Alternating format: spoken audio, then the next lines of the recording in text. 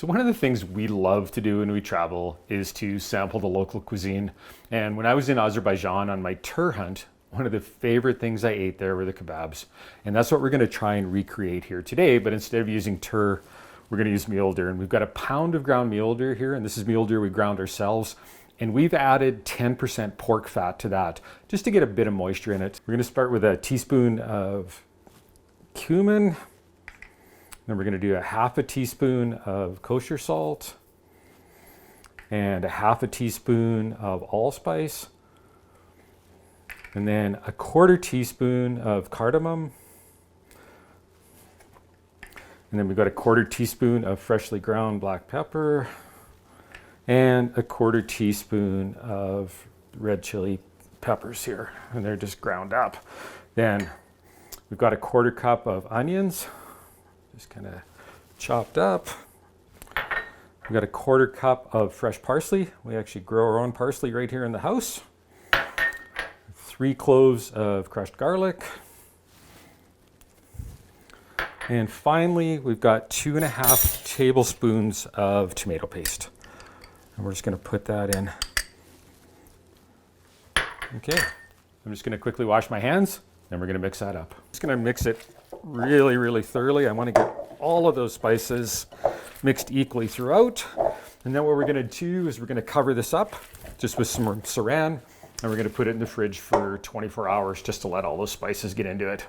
Okay, so 24 hours later, we just pulled this out of the fridge, and you want to make sure this meat's really cold. And the reason for that is it makes much nicer kebabs. But we left that for 24 hours just so that meat could really absorb all of that spice. So what we're going to do is we're going to make 6 kebabs out of this. So you want them about 4 inches long and, I don't know, maybe like 1.5 inches in diameter.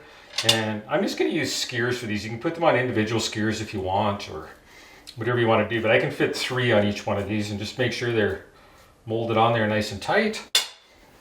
Now we've got the Camp Chef pellet grill heating up to 300 degrees right now. So that's what we're going to cook at, and we're going to cook for about half an hour. So I'll just finish making these up, and then we'll get them out on the Camp Chef. We've got the Woodwind pellet grill. It's at 300 degrees. I'm going to use direct flame, and I can use direct or indirect just by moving this. And I've got a smoke setting of 8. We want to get a really nice smoky flavor on these. So what I'm going to do is I'm just going to set these right on the grill. Like that. You want to get a little bit of char on them. Close that. And I'm going to go in now and I'm going to set a timer for 15 minutes. After 15 minutes, I'm going to come out, flip them, set another timer for 15 minutes, and in 30 minutes, we should be enjoying some fresh mule deer kebabs. Okay, so that's been 15 minutes. So what we're going to do right now is just give these a flip. And with these metal skewers, you definitely don't want to be touching them with your bare hands. Look at that though, they're really starting to come up nice already.